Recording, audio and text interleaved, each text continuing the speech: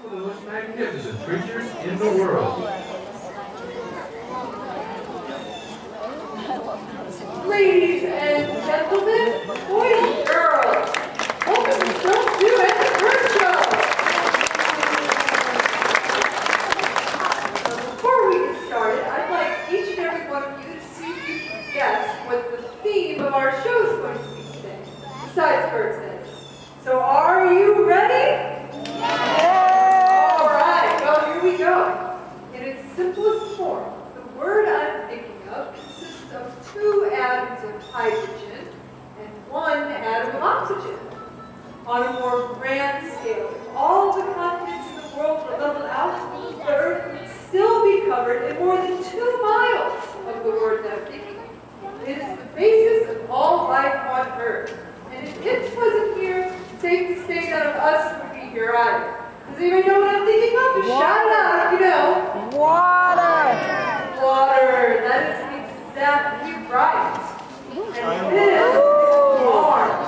He is a red-tailed hawk, and just like water, red-tailed hawks are very common right here in the Boston area. We've been doing a pretty important track record of protecting this most vital substance. But of course, we all know. And today, to help our beautiful birds on Mars, you all are little things to do every day to help keep our water clean. During our show, there will be many free flight demonstrations where birds like Mars are going to fly directly over your head. So it's very important that you all remain seated for the entire show. Don't try to touch the birds as they fly by.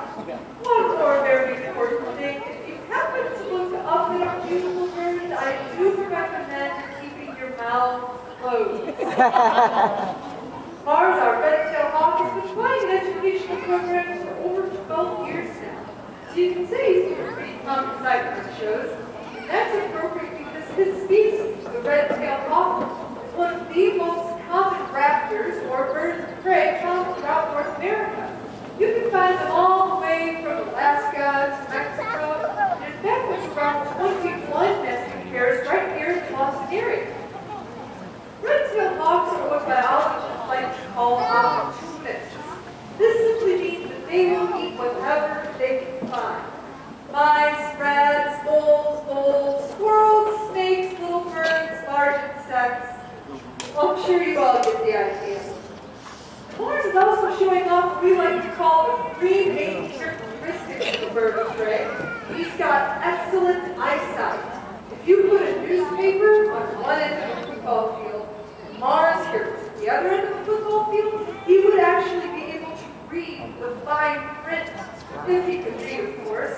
He's got extremely powerful talent and a hooked up beak as well. So how about a hand for our first bird of the show, Mars? The next bird we're going to show you is very similar to the red-tailed hawk. In fact, you can think of this bird as the African cousin of the North American red-tail. Joining us next is our African auger buzzard, Sam. Unlike Mars, this is his very first year doing educational programs. He's a rookie, but he's doing a wonderful job. Sam here is giving you all a very good look at his brown tail. His tail is brown because of his young age. When he's old enough, around 2 or 3 years old, he is going to bolt in a beautiful red tail just like you saw on Mars. And you might be wondering why I keep calling this obviously very hawk-like bird a buzzard. Well, it's because in Africa, where he's native to, and in Europe and Asia, hawks, like Sam, are called buzzards. It's only here in North America that we didn't correctly call our vultures buzzards.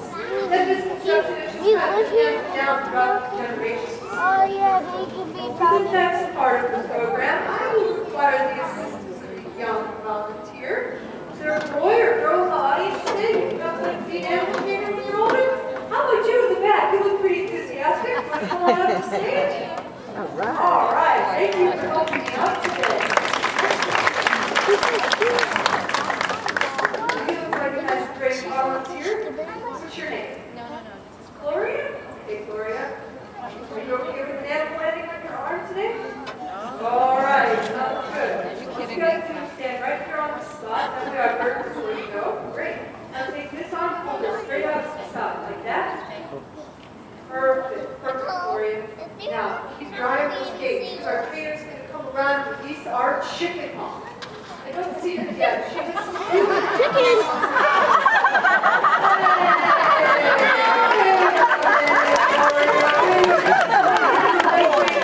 Chicken hawk, it's a big baby. It's hard to find good health these days. Well, that was a bantam chicken. They're native from South Asia. How about a hand for Gloria?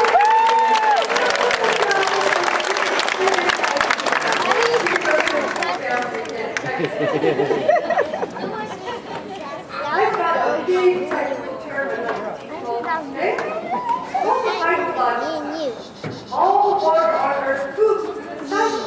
And it just means if the sun will keep the water on the ground, it'll evaporate and condense in clouds, and the clouds will turn the water to us in the form of precipitation. This cycle is very important because it helps cleanse water from the bad things we humans sometimes put into it. Nowhere on Earth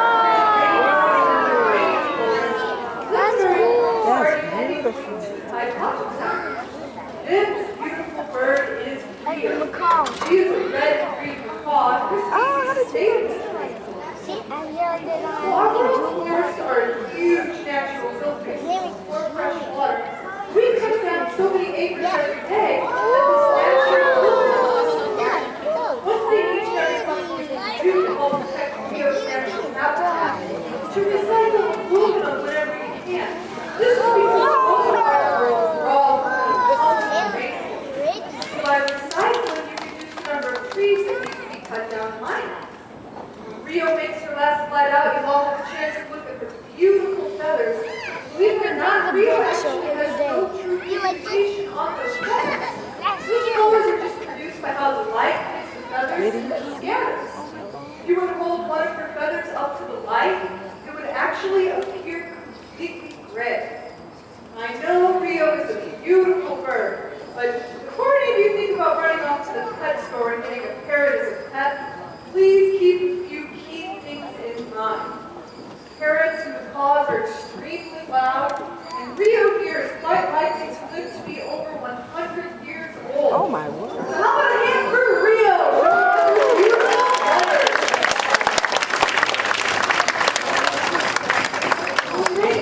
That's a cool bird. What happens to it is influenced by what it hits on the ground. Oftentimes in urban areas, such as here in Boston, runoff is really increased because pavement and rooftops don't absorb water. All this fast-moving water contributes to erosion, which removes our precious topsoil. One thing you can do to cut down on erosion is to plant trees or other plants that have very deep roots. Or you can install rain barrels in your gutters to collect the extra water. Less erosion means more plant life, more plant hiding spaces for small fuzzy mammals, which means more predators like our next little bird. Right up there in that tree, that is our American kestrel. Some of you might be able to get a good look at that bird, but it'll fly out and you'll get an even better look at it. Well, if you look at the bird, some of you can see that it has really long, narrow wings. This is a lot like a fighter jet. That is a falcon characteristic. The American kestrel is one of the smallest falcons. So hello there, nature. Probably shouldn't have named this bird short. That's okay though. Kestrels like to nest in the cavities of dead and dying trees. But they'll also use nest boxes made by humans, like that display model in the basket. So if you want to invite little kestrels onto your property, you can avoid cutting down dead trees. Lots of things live in dead trees. Or you can find easy nest box construction plans and build a nest box. Most birds of prey, it's difficult to distinguish the males from the females because the color is the same. But the kestrels are different. The boys have blue wings and the girls have brown wings. So if anybody take a good look at this little bird and tell whether it's a boy or a girl, shout it out. What do you think? That's exactly right. That was a little moving teamwork showing off for you guys today. So thank you very much, teamwork. Well, next, I am going to say one word. Then I'd like our next word is going to be, the word is nocturnal. Exactly right. Joining us next is our beautiful barn owl. You can do Barn owls this have the best backwards sense of hearing and out of forward anything and that sideways. If you look at Riley's beautiful face here, you'll notice that it's shaped just like a satellite dish. That's so he can actually funnel the sound directly into his ears. His hearing is so good that he can hear patter of little mouse feet from as much as 90 feet away. And he can fly to and capture a mouse even in complete darkness. Now, of course, the small bullets that barn owls feed on have really big ears, all the better for hearing an approaching barn owl. But nature has made most owls silent light. You guys did your one wing class, didn't you? That's because the leading edges of his wingtips are fringed, kind of like a comb's teeth. And these fringes help muffle the wind as it passes through, making this owl one of nature's very best mousetraps. When Riley makes his last flight out, you'll all have another chance to observe Riley's silent light. They trained You're him. going to use the sound technique Don't lean back on that. Fall trainer. back on that. There he goes. All right, how about again for our spectacular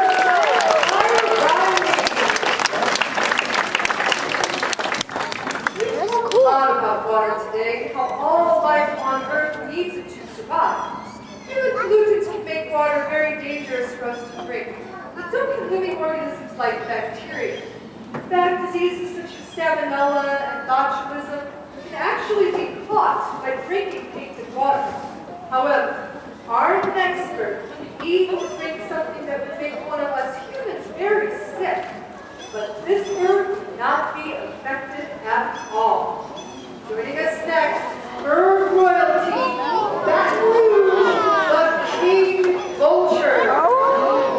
King vultures like Baton Rouge, they have extremely powerful beaks.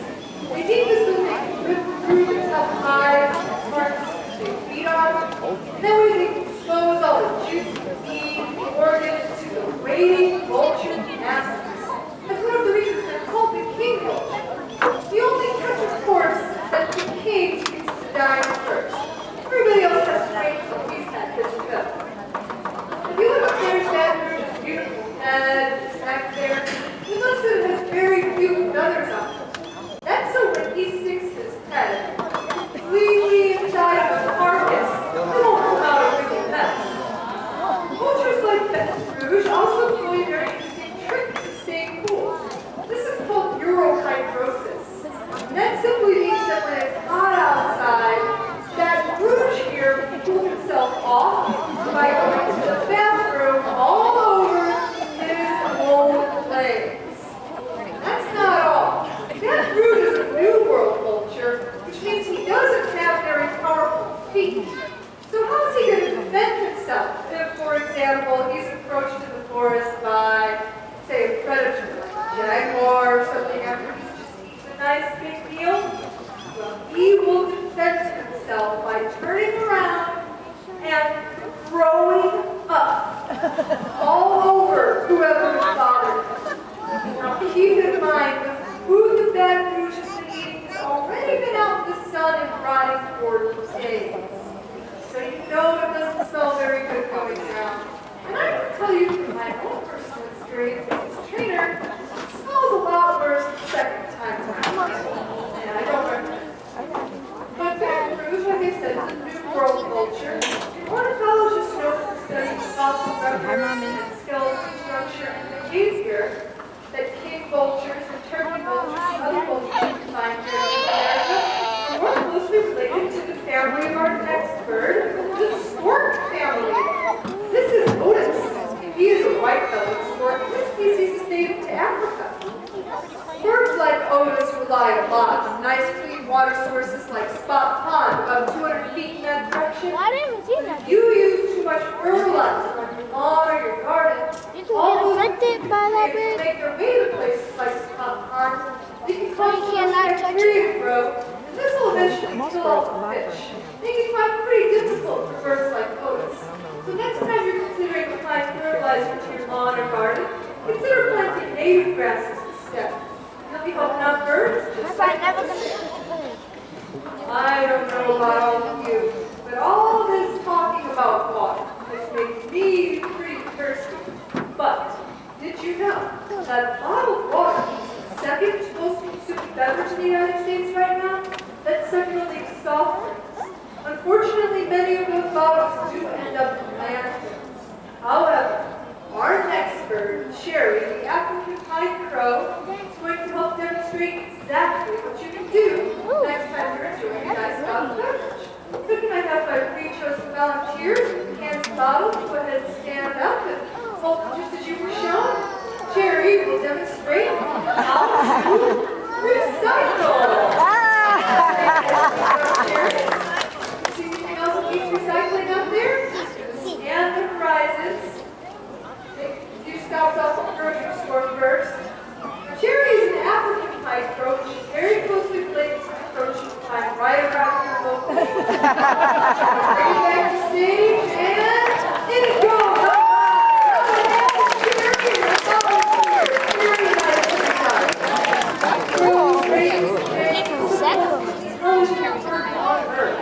But I know that if a bird is recycled, everybody in here is recycling too. How many of you have ever heard of a chemical called DDT? Some of you? Absolutely. Well, DDT was used a few years ago to help mosquitoes. Did a great job with that, but all the extra chemicals made their way into the water system. There, it worked its way up the food chain until it was consumed by fish. Those fish were in turn consumed by top predators, such as the bald eagle. This is the wire. He is the American bald eagle. Well, once the DDT got to the eagle's bodies, it made the eggs have very thin shells. When the birds tried to incubate the eggs, many of them just broke. But thanks to the banning of DDT and the help of many concerned organizations, I'm very happy to report to you all there are now more than 15,000 nesting pairs of bald eagles out the continental United States. That's a wonderful thing. Bald eagles like the wire build the largest nest out of any bird. They have fixed to it year after year. The largest nest ever discovered was in Florida, and that nest weighed 3 tons. Before finally just snapped the tree they built it in. That's like an SUV in a tree. Pretty amazing. Well, each and every one of us makes changes to our everyday lives. Things like turning off the water when you brush your teeth, taking shorter showers. I'm sure you can all think of more things to do. And there'll be enough clean water and healthy ecosystem for all of your children and their children for many years to come. If you like, after the show, you're all welcome to come up and take a nice close look at the wire and take pictures, and to contribute to organizations that support conservation, like Stone Zoo and the World Bird Sanctuary. You may do so with the help of Cherry, the African pine crow, She's back, and she'll be happy to take your donations directly from you. You can bring them to her, and she will put them in her box. Hope you all enjoyed the show. Have a wonderful day at Stone Zoo. Have a safe ride.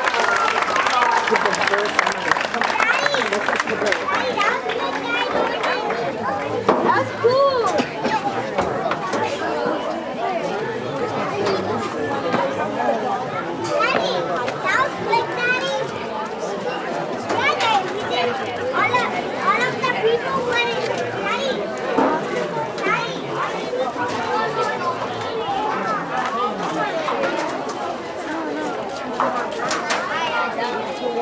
That was having a little fun with you guys, huh? Yeah. She does that from time to time. These, you know, she's as, I don't know if you heard her saying, but she's about as smart as a preschool child. And she can do the, you know, she knows her colors and matching the shapes and little simple puzzles like you give a preschooler. But she's got, you know, just like any preschooler, they get bored sometimes. They don't feel like doing this right then, you know, something scares her. So up she'll go. I think next show I'll probably have the crow do this part. Now, the beginning of the year, of this season, one of them really got away. You guys had to close the show down. Which one got away that day? That was probably the auger buzzard. Probably. That would have been, this show, it was the second bird that came out, the brown one. This is his first season, and so the show that you guys saw, he probably wasn't, he was used to coming out doing his practices and there's no one here. Well, that show he came on the stage and then there's all these people, and I think that was a little much for him. He's gotten used to it now, he's okay with it now.